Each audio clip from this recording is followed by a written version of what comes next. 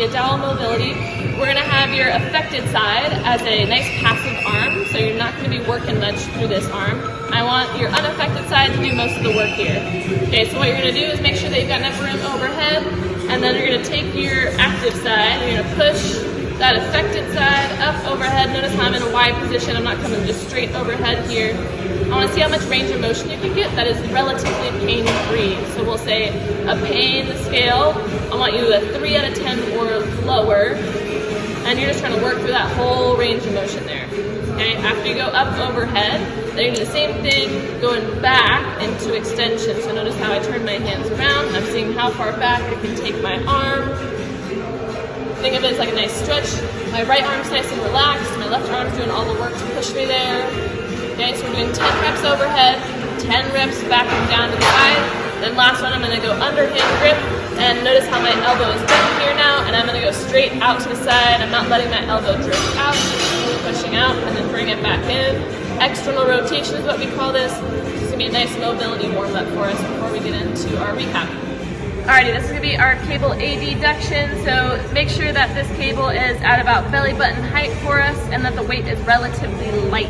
Okay, what you're going to do is make sure that your shoulder's set up in a good position, so not letting the shoulder round forward, but then driving that shoulder back and making sure that our shoulders aren't up in our ears.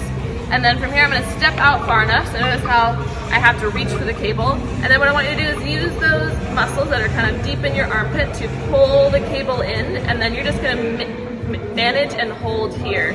So keep that shoulder blade back a little bit, don't let yourself round forward, and then just hold here. Try and find more of your shoulder and not use quite as much of your bicep to hold this for 30 seconds. After you do that, you're gonna do the same thing, this time taking the cable behind the back, and now instead of pulling in, I will be now pulling out. So I don't need to be all the way out here, right? I wanna be just barely out to the side of my shoulder, and then holding here, making sure my chest doesn't rotate out to the side. I'm able to keep my chest forward and my shoulder back, and I feel my shoulder working without any pinching or pain. Alright, so we're going to be doing something called overhead Ys. Okay, so what I want you to be aware of is we're not going hands straight out in front of us, we're not going hands out to the side, we're going in a wide position up overhead. And when you get here, you want to make sure that your shoulders aren't up in your ears, they're down out of your ears. So you should try and find your mid back here, low trap working as it comes up overhead. You're going to need a stability ball for this exercise. I also recommend that you have somewhere that you can maybe put your feet against, that way you don't slide as you do this. So you're going to be chest against the stability ball here, like so. For your first week of doing this, you're going to do no weights. Thumbs are going to be up towards the ceiling. I tuck my chin in. Notice how I'm not arching at all for the back. My back is nice and neutral. Then from here, hands right out in front of me, I go up overhead, making sure I'm not up in my ears, but instead really pinching between the shoulder blades. And then bring it back down. Going up overhead, pinch between the shoulder blades. Once this gets easy, then you can add a light dumbbell. 5 to 8 pounds should be good to start.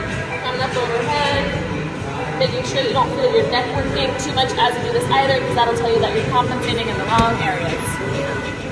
Alright, so this is going to be a Scap Push-Up. Alright, so all you really need is the floor for this one. What I want you to be aware of is that you should be working between the shoulder blades as you pull back. Okay? And I want you to really emphasize that push all the way forward and through to get your scapulas to spread along your back, so you're really reaching forward. Right? So you're not finishing here, you're coming all the way back and going all the way forward. Right?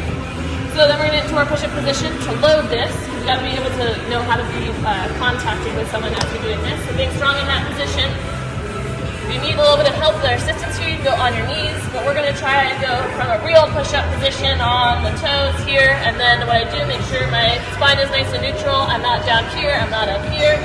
Think about pulling our shoulder blades into the bottom of our armpits. So kind of externally rotating. Feeling that tension there. And then we drive the shoulder blades together, and then push all the way apart. Drive the shoulder blades together, push all the way apart.